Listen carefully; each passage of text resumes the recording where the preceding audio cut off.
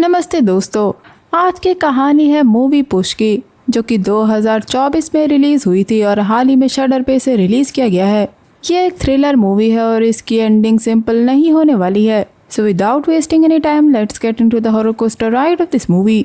ये कहानी नैटली की है, जो अपने बॉयफ्रेंड के साथ रहती है। उसका बॉयफ्रेंड उसे अपने साथ अमेरिका ले जाना चाहता है, लेकिन नैटली की फैमिली उसे नहीं जाने देना चाहती। पर उसके बॉयफ्रेंड को लगता है कि नैटली अपना ख्याल रख सकती है।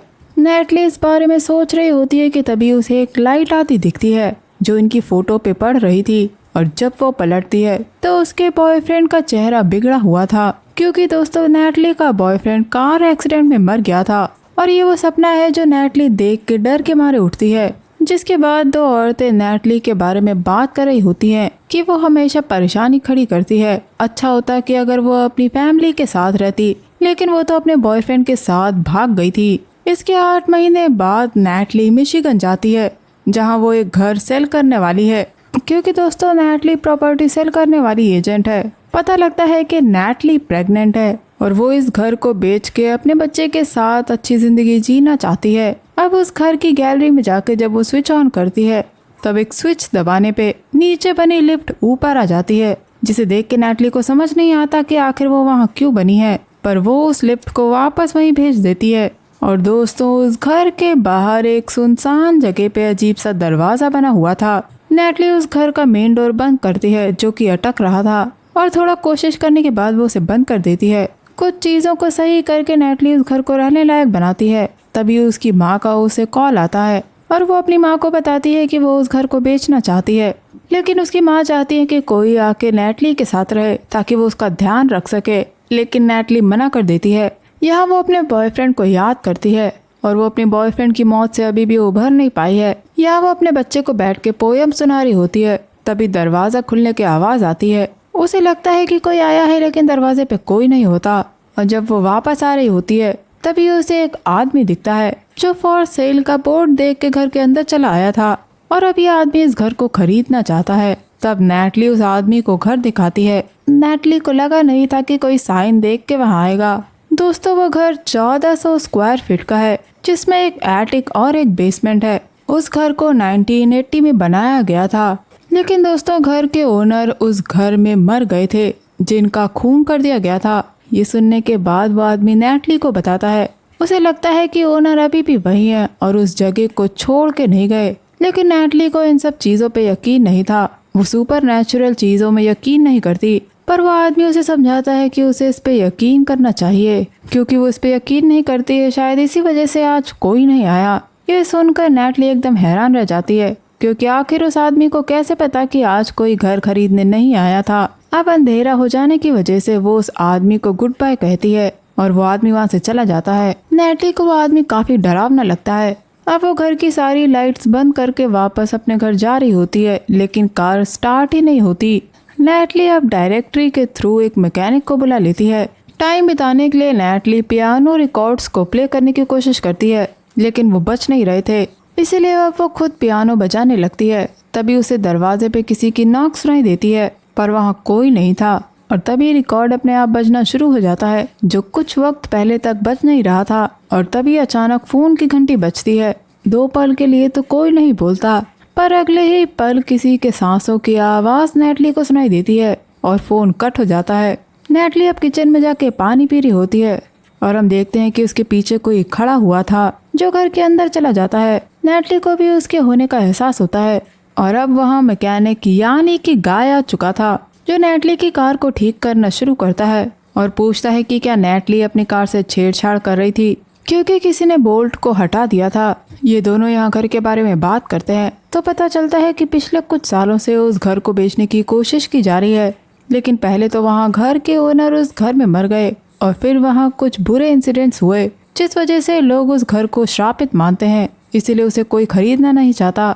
यहाँ नैटली को फिर से अजीब महसूस होता है और वो बाथरूम में जाके वॉमिटिंग करती है। यहाँ वो अपने बच्चे से बात करती है कि अगर वो उसका साथ दे तो वो दोनों यहाँ से आसानी से निकल जाएंगे, और अगर उसके बच्चे ने ऐसा किया तो वो उसे उसका फेवरेट गाना गा के सुनाएगी। वो अपने बच्चे के लिए उसका फेवरेट गाना गुनगुना रही होती है कि तभी लाइट्स फ्लिकर होना शुरू हो जाती है और बाहर हम मैकेनिक के पास एक आदमी को चलता हुआ देखते हैं अब नेटली एक मोमबत्ती जलाती है और एक स्विच बोर्ड से एक स्विच को ऑन करती है।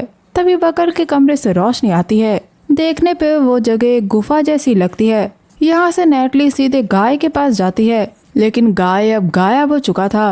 नेटली देखती है कि उसकी कार अभी भी स्टार्ट नहीं होती।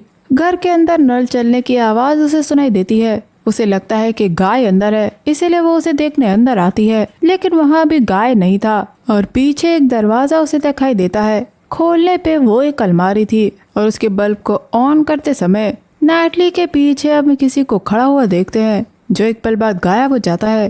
दोस्तों, नेटली का इस घर में कोई पीछा कर रहा है, पर सवाल है कि आखिर ये आदमी है कौन। नेटली को अब एक म्यूजिक बॉक्स की आवाज सुनाई देती है, जो उसने घर में आते वक्त ऑन किया था, लेकिन वो बॉक्स अपने आप नहीं चलता। इसलिए नेटली जाके उसे बंद कर देती है और जब वो पलटती है तो पीछे कुर्सी पे गाय बैठा हुआ था, जिसे देख के नेटली डर जाती है। और अब यहाँ उसे पता चलता है कि गाय मर चुका है, जिसे किसी ने मार दिया था।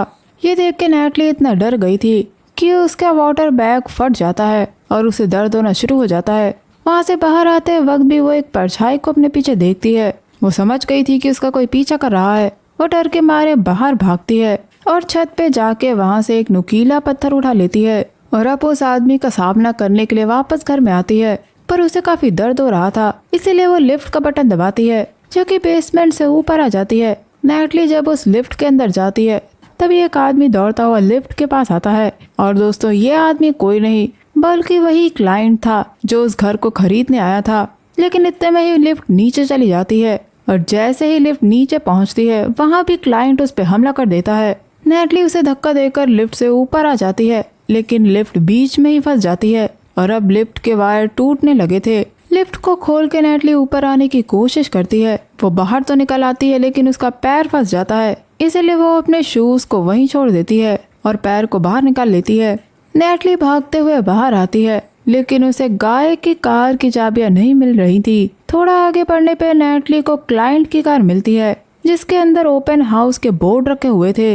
नेटली को वहाँ उस क्लाइंट का आईडी कार्ड भी मिलता है। अब जब वो डिग्गी खोलती है तो उसे वहाँ एक डेड बॉडी मिलती है, जिसे क्लाइंट ने मार दिया था और वहाँ खड़ा था क्लाइंट।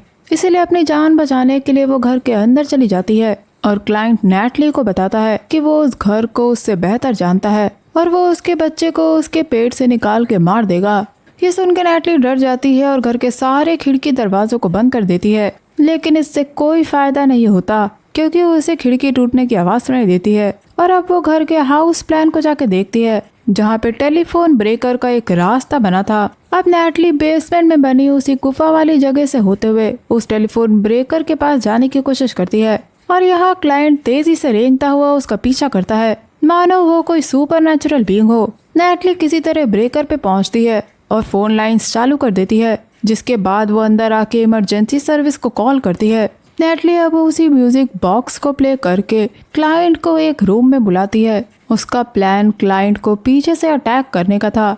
नेटली पीछे से उस पर अटैक करने वाली थी, लेकिन तभी फर्श की जमीन चरमरा जाती है और जब नेटली भागते हुए क्लाइंट की तरफ जाती है तो दोनों ही खिड़की से नीचे गिर जाते हैं। लेकिन थैंकफुली नेटली क्लाइंट के ऊपर गिर गई थी, जिससे उसका बच्चा अभी भी सेफ था। नेटली वहाँ से भागने की कोशिश करती है, तभी कांच का टुकड़ा उसके पैर में घुस जाता है, जिसे निकाल के वो आगे बढ़ जाती है। लेकिन वो बहुत थक चुकी थी, इसीलिए वो बाहर जमीन पे गिर जाती है और जब उसकी आंख खुलती है तो 2 पुलिस ऑफिसर उसकी मदद के लिए आ चुके थे, जिन्हें नेटली सारी बात बताती है। अब एक पुलिस ऑफिसर क्लाइंट को देखने के लिए अंदर जाता है और बाहर वाला पुलिस ऑफिसर नेटली को कार में बैठा देता है, लेकिन दोनों ही ऑफिसर्स के बीच में कम्युनिकेशन नहीं हो पाता है। इसीलिए अब दूसरा ऑफिसर भी घर के अंदर चला जाता है, जहाँ उसे अपने साथी की लाश मिलती है, जिसे क्लाइंट ने मार दिया था।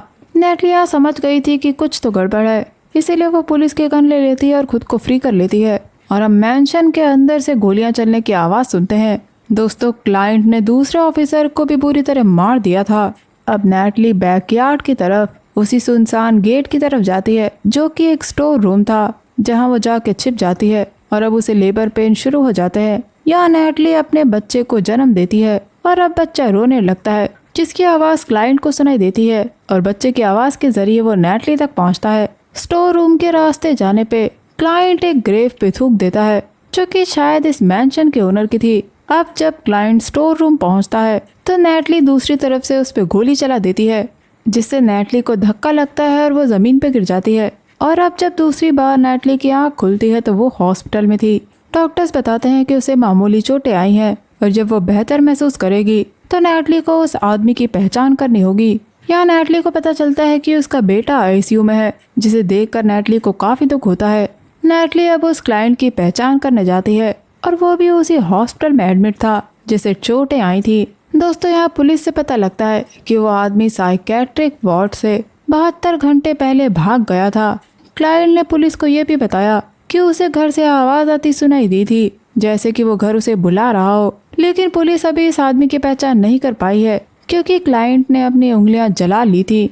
और यहाँ आता है ट्विस्ट, क्योंकि इस आदमी का कहना है कि वो गैब्रियल मार्केज है, यानी कि उस घर के ओनर का बेटा, जो कि 1929 में पैदा हुआ था। दोस्तों इस हिसाब से तो गैब्रियल को 60 साल का होना चाहिए, लेकिन वो 40 साल से ज्यादा का नहीं लगता है, जो कि काफी अजीब बात है। और गैब्रियल का मानना है कि जब तक वो घर खड़ा रहेगा तब तक वो जिंदा रहेगा।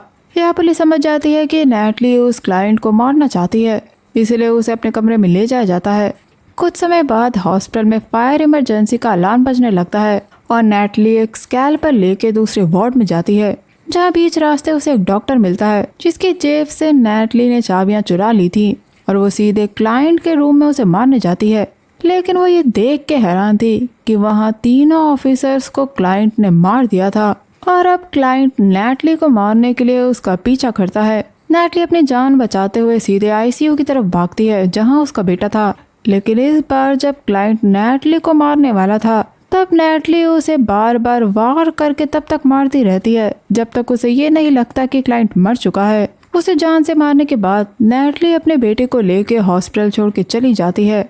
लेकिन दोस्तों मूवी यहाँ खत्म नहीं हुई। पोस्ट क्रेडिट सीन में हम देखते हैं कि क्लाइंट की लाश मुर्दाघर में रखी होती है और ऊपर लगी लाइट्स फ्लिकर होना शुरू हो जाती है और ठीक उसी वक्त पे उस मैंशन का म्यूजिक बॉक्स अपने आप चलने लगता है और वहाँ की भी लाइट्स फ्लिकर होना शुरू हो जाती हैं और अचानक से क्लाइंट जिंदा हो जाता है और बस ये कहानी यही खत्म हो जाती है। चलिए दोस्तों अब इसकी एंडिंग पे बात कर लेते हैं कि आखिर क्लाइंट कौन था। दोस्तों एंडिंग से ये साफ पता लगता है कि क्लाइंट के पूरे सीन को सुपरनैचुरल की तरह दिखाया गया है। दोस्तों क्लाइंट की थ्योरी के हिसाब से उसकी जान तब तक बची रहेगी जब तक वो मैंशन खड़ा है, तो इस हिसाब से उस मैंशन को जला देना चाहिए। दोस्तों शायद गैब्रियल की स्पिरिट यानी कि ओनर के बेटे की आत्मा क्लाइंट के शरीर में चली गई होगी। यही वजह है कि वह आदमी उस मैंशन को अकेला छोड़ने के लिए तरह तरह की चीजें करता आया है। हो सकता है कि गैब्रियल को उस घर से कुछ लगा हो जिस वजह से वो इस दुनिया को छोड़ने को तैयार नहीं है। हालांकि ये नहीं पता कि अगर ऐसा है तो गैब्रियल की स्पिरिट क्लाइंट की बॉडी में कैसे गई।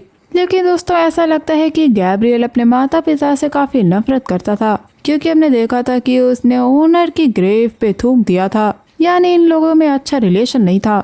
दोस्तों जैसा कि हमें पता चला कि क्लाइंट 60 साल का है, लेकिन वो अपनी उम्र का नहीं दिखता। यहाँ तक कि मूवी में ये भी कहा जाता है कि उन चोटों की वजह से क्लाइंट को मर जाना चाहिए था। ये चीज साफ बताती है कि क्लाइंट कोई आम इंसान नहीं है।